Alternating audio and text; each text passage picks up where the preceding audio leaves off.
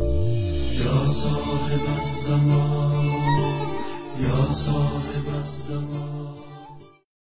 اعوذ باللہ من الشیطان الرجیم، بسم اللہ الرحمن الرحیم، الحمد للہ رب العالمین،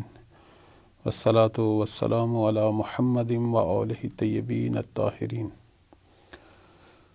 معزز ناظرین گرامی، آج ہماری بحث کا موضوع اسلام کا تمام ادیان پر غلبہ۔ قرآن مجید میں بہت سارے مقامات پر ایک چیز جو بار بار پروردگار کی طرف سے بیان ہوئی ہے، سورہ توبہ میں، سورہ فتح، سورہ صف، اور وہ چیز اسلام کا تمام دنیا کے ادیان اور مکاتب پر غلبہ۔ یعنی اس خبر کے اندر پروردگار یہ بیان کر رہا ہے، پروردگار کا ارشاد ہے کہ بالآخر ایک زمانہ ایسا آئے گا کہ دنیا کے اندر کوئی مکتب باقی نہیں رہے گا، کوئی دین باقی نہیں رہے گا، سب ادیان، سب مذہب، سب مکاتب فکر جو ہیں وہ مغلوب ہو جائیں گے، شکست کھا جائیں گے،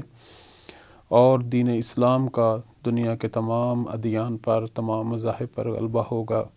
یعنی دنیا میں صرف ایک ہی مذہب رہے گا جو پوری زمین پر ہوگا، اور وہ دین اسلام۔ سب سے پہلے کچھ آیات کی طرف اشارہ کرتا ہوں۔ سورہ توبہ کی آیت آپ کی خدمت میں تلاوت کرتا ہوں۔ اعوذ باللہ من الشیطان الرجیم، یریدون ان یطفئوا نور اللہ بافواہہم ویأبی اللہ الا ان یتم نورہ ولو کرہ الکافرون۔ هو الذی ارسل رسولہ بالہدی ودین الحق لیظہرہ علی الدین کلہ ولو کرہ المشرکون۔ آیت کا ترجمہ یہ ہے کہ وہ اپنی پھونک کے ذریعے خدا کے نور کو بجھانا چاہتے ہیں، لیکن خدا انہیں مہلت نہیں دے گا جب تک اس کا نور کمال کے مراحل کو طے نہ کر لے۔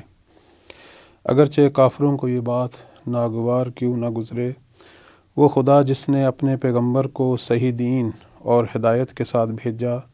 تاکہ وہ اسے تمام ادیان پر کامیاب قرار دے، اگرچہ مشرکوں کو ناگوار ہی کیوں نہ گزرے۔ اسی طرح ہم سورہ فتح میں دیکھتے ہیں کہ هو الذی ارسل رسولہ بالہدی ودین الحق لیظہرہ علی الدین کلہ وکفی باللہ شہیدا۔ وہ خدا جس نے اپنے نبی کو اس مقصد سے صحیح دین و ہدایت دے کر بھیجا ہے تاکہ وہ انہیں سب ادیان پر کامیاب، دوسرے لفظوں میں غالب قرار دے، اور خدا کا شاہد ہونا ہی کافی ہے۔ اسی طرح بعد والی سورہ جو ہے، سورہ صف میں بھی اسی طرح یہ آیت ہے۔ اب میں یہاں تھوڑی سی جو تشریح آپ کی خدمت میں بیان کروں گا وہ یہ کہ ان آیات کے اندر یظہرہ باب افعال کا فعل مضارع جو ہے وہ آیا ہے، اور یہ تمام ادبیات عرب کے جو ماہرین ہیں وہ جانتے ہیں کہ جب یہ باب افعال کا مضارع یظہرہ مثلاً اللہ کے ساتھ آئے تو غلبہ، فتح، کامیابی کا معنی دیتا ہے۔ تو اللہ تعالیٰ ان آیات کے اندر چند نکات جو ہے ان کی طرف پروردگار جو ہے وہ اشارہ فرما رہا ہے۔ پہلا نکتہ تو یہ ہے کہ دین کے دشمن یہ چاہتے ہیں کہ خدا کے نور کو بجھا دیں، اور ان کی کوشش جو ہے یہ بیکار ہو جائے گی، کیونکہ اللہ تعالیٰ اپنے نور کو کامل کرے گا اور ان کی کوششیں جو ہیں وہ بیکار رہ جائیں گی۔ دوسری چیز جو ان آیات کے اندر پروردگار فرما رہا ہے وہ یہ کہ پروردگار عالم جب دشمنوں کے اس ارادے کی خبر دیتا ہے کہ وہ دین کی نابودی اور نور خدا کو بجھانا چاہتے ہیں، تو صرف اللہ یہ نہیں کہہ رہا ہے کہ میں ان کو ناکام کروں گا، بلکہ پروردگار یہ فرما رہا ہے کہ میں اپنے نور کو کامل کروں گا۔ پھر پروردگار یہ فرما رہا ہے کہ اللہ نے اپنے نبی کو ہدایت یعنی روشن اور واضح دلائل اور دین حق یعنی وہ قانون کہ جس کے اصول و فروع کی بنیاد حقیقت اور حق ہے وہ دے کر بھیجا ہے، اور اسی ہدایت اور دین کا نتیجہ جو ہے وہ یہ ہوگا کہ یہ دین غلبہ پالے گا دنیا کے تمام ادیان پر۔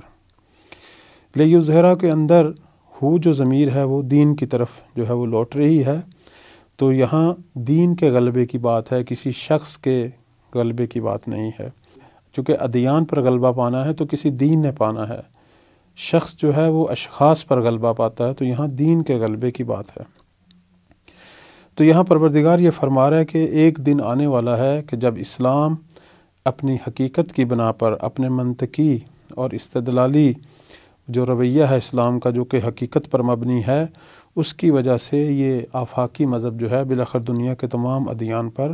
غلبہ پالے گا اور دین اسلام پوری دنیا پر حاکم ہوگا۔ تو یہ بات اگر قرآن کی تلاوت کرنے والے اور قرآن کی طرف رجوع کرنے والے جانتے ہیں کہ قرآن نے یہ بات 3-4 مقامات پر جو ہے وہ کہی ہے، تو ابھی تک 1400 سال گزر چکے ہیں، ابھی تک اسلام کا دنیا کے تمام ادیان پر غلبہ جو ہے وہ نہیں ہوا، تو یہ کب ہوگا؟ اب ہم آتے ہیں احادیث کی طرف۔ تو احادیث جو ہیں وہ یہ بتاتی ہیں کہ یہ غلبہ جو ہے وہ امام مہدی علیہ السلام کی حکومت کے وقت ہوگا، کہ جب امام مہدی علیہ السلام قیام فرمائیں گے اور انقلاب لائیں گے تو پوری دنیا پر وہ حاکم بنیں گے اور دین اسلام کو پوری دنیا پر جو ہے وہ غالب کریں گے۔ دین اسلام کا جو ہے پوری دنیا کے ادیان پر جو ہے اس وقت غلبہ سامنے آئے گا۔ اس حوالے سے چند ایک روایات آپ کی خدمت میں بیان کرتا ہوں۔ محمد بن فضیل کہتے ہیں کہ میں نے امام موسیٰ کاظم علیہ السلام سے اس آیہ کے بارے میں سوال کیا کہ یہ جو اللہ کا فرمان ہے لِیُظْہِرَہُ عَلَى الدِّینِ کُلِّہ، تو یہاں کیا مراد ہے؟ تو معصوم نے فرمایا لِیُظْہِرَہُ عَلَى جَمِيعِ الْأَدْیَانِ عِنْدَ قِیَامِ الْقَائِمِ، کہ اللہ تعالیٰ جو ہے وہ دین اسلام کو جو تمام ادیان پر غلبہ دے گا وہ قائم کے قیام کے وقت، وہ امام مہدی علیہ السلام کے قیام کے وقت ہوگا۔ تو اس کا مطلب یہ ہے کہ دین اسلام کا جو غلبہ ہے باقی تمام ادیان پر، اس وقت ایک اسلامی حکومت کی وجہ سے ہوگا، یعنی ایک اسلامی حکومت ہوگی جو پوری دنیا پر حاکم ہوگی، اور اس اسلامی حکومت اور اس حاکم کی برکت سے دین بھی پوری دنیا پر حاکم ہوگا۔ ابو بصیر کہتے ہیں کہ میں نے امام صادق علیہ السلام سے اسی آیت کے بارے میں سوال کیا کہ هو الذی ارسل رسولہ بالہدی ودین الحق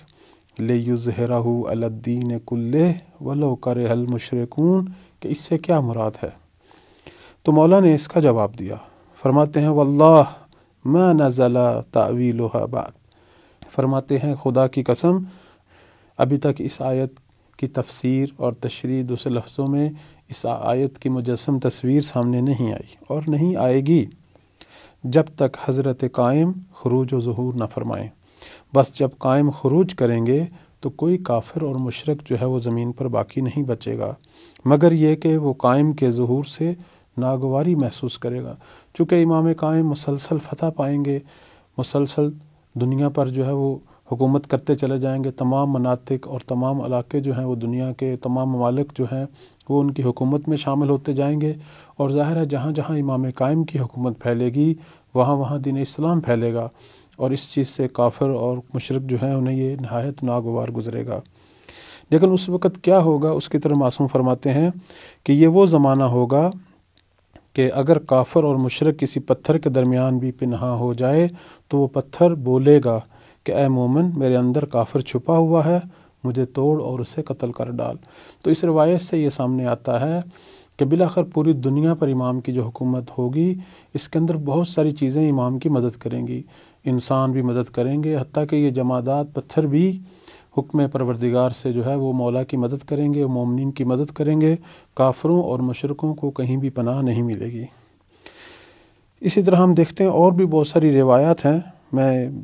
بعنوان مثال جو ہے یہاں اسی پہ فی الحال اکتفا کرتا ہوں۔ تو ہم اس آیت سے اور اس کے مطابق جو تمام مطالب جو قرآن اور احادیث کے اندر اور مختلف تفاسیر میں پیش کیے گئے ہیں اس سے اگر ہم نتیجہ لیں تو چند نتیجے جو ہیں وہ سامنے آتے ہیں۔ سب سے پہلی جو چیز سامنے آتی ہے وہ یہ ہے کہ اس زمین پر، اسی کرۂ ارض پر جو ہے وہ دین اسلام کی حاکمیت ہے۔ اس حوالے سے مولا علی علیہ السلام سے بھی ایک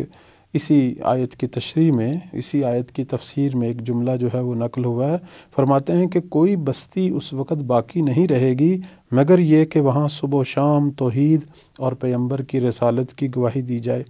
یعنی اس دین اسلام کی حاکمیت کے اندر دنیا کا کوئی ایسا کونا، کوئی ایسا گوشہ، کوئی ایسا ملک، کوئی ایسی جگہ باقی نہیں رہے گی مگر یہ کہ وہاں سے اسلام کی آواز آئے گی، وہاں سے شہادتین، توحید اور نبوت کی گواہی کی آواز آئے گی۔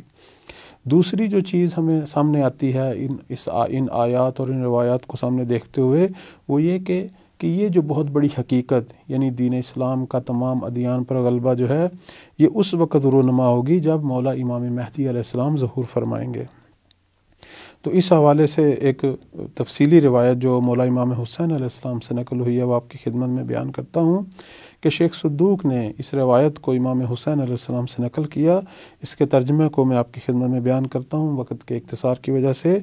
کہ مولا امام حسین فرماتے ہیں ہم میں سے 12 افراد مہدی ہیں، اور یعنی مہدی کا لقب جو ہے وہ تمام ائمہ کے لیے ذکر ہوا ہے کہ ان میں سے پہلے امام علی علیہ السلام اور آخری میری نسل سے آخری فرزند ہوں گے۔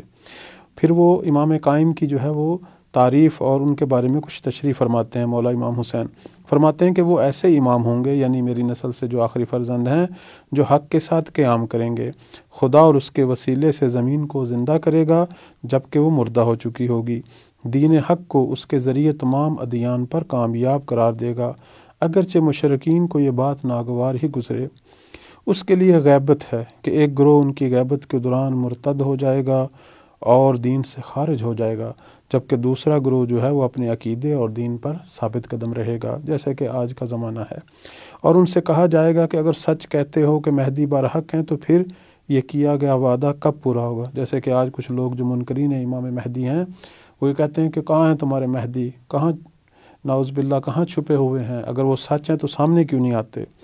اسی پشین گوئی کو مولا امام حسین نے اپنے زمانے میں فرما دیا تھا۔ پھر مولا فرماتے ہیں کہ در حقیقت غیبت کے دوران جھٹلانے والے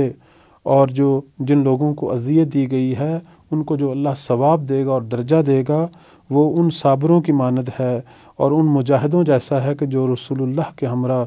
کفار اور مشرکین سے جہاد کرتے تھے اور دین کا دفاع کرتے تھے۔ تو میں یہیں اس موضوع کو ختم کرتا ہوں اس امید کے ساتھ کہ پروردگار ہم سب کو وہ دن دکھائے کہ جب ہم اپنی آنکھوں سے وہ نورانی مناظر دیکھیں اور دین اسلام کا پوری دنیا پر غلبہ اور مولا امام قائم علیہ السلام کی پوری دنیا پر حکومت کو اپنی آنکھوں سے دیکھیں اور ان کے جمال سے اپنی آنکھوں کو منور فرمائیں۔ والسلام علیکم ورحمۃ اللہ وبرکاتہ۔